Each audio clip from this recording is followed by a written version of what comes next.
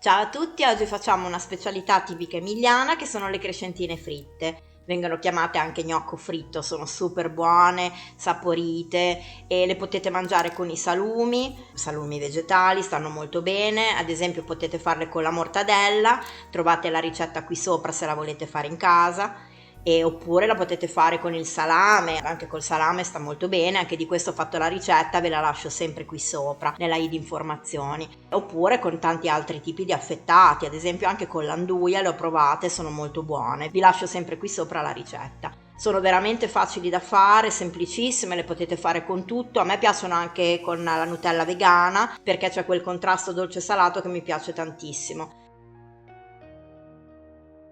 Nel mio libro Formaggi vegani fatti in casa trovate più di 70 ricette, i QR code per ingredienti, strumenti e consigli e potete fare un bel tagliere con salumi e formaggi. Facciamole subito assieme.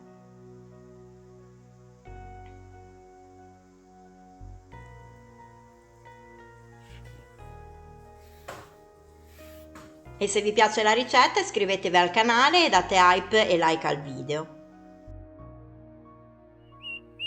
In una ciotolina mettiamo 13 g di lievito di birra fresco e 70 g di latte di soia tiepido e mescoliamo bene.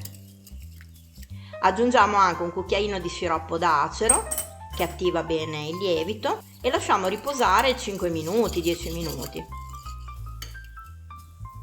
In una ciotola mettiamo 250 g di farina zero,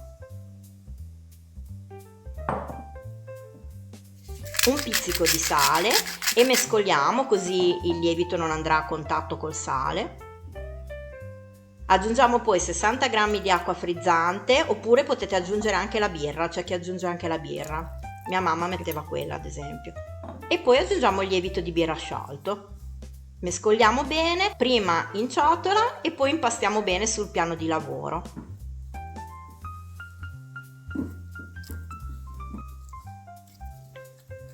Deve diventare come sempre un bel panetto elastico e liscio.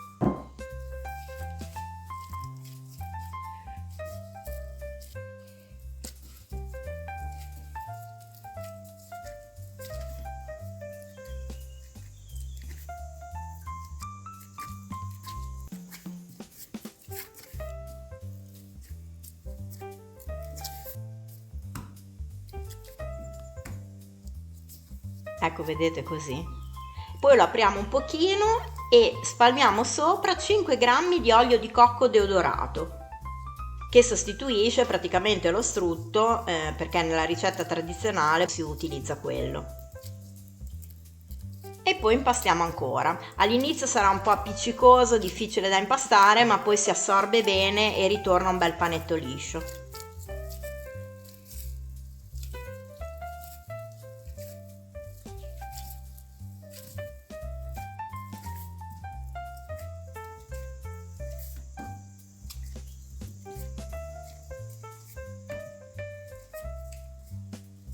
Ecco, facciamo una bella pallina, la mettiamo in una ciotola e facciamo lievitare 2 ore. Vedete come diventa bello il cicciottello gonfio?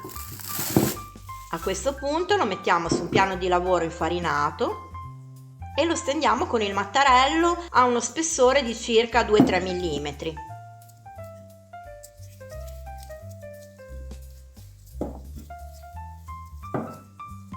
E poi possiamo tagliare, io ho utilizzato la rotella tagliapizze, potete fare con un coltello naturalmente, possiamo tagliare, io ho fatto dei rettangolini ma potete fare delle losanghe, le potete fare circolari, come preferite.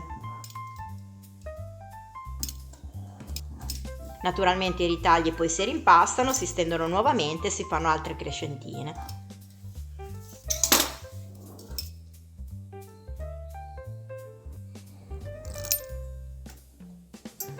A questo punto in un pentolino mettiamo l'olio di girasole, meglio alto oleico, e a una temperatura di circa 160-170 gradi. Le immergiamo, vedete vengono a galla e iniziano a gonfiarsi.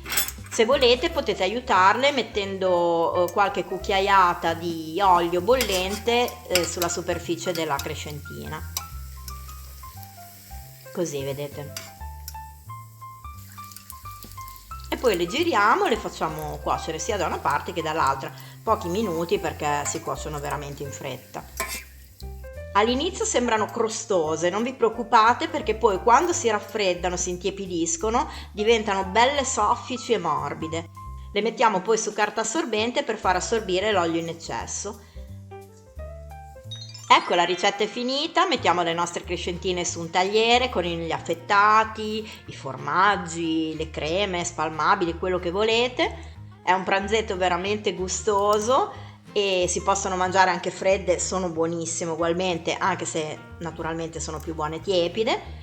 E niente, spero che la ricetta vi sia piaciuta e ci vediamo alla prossima, ciao!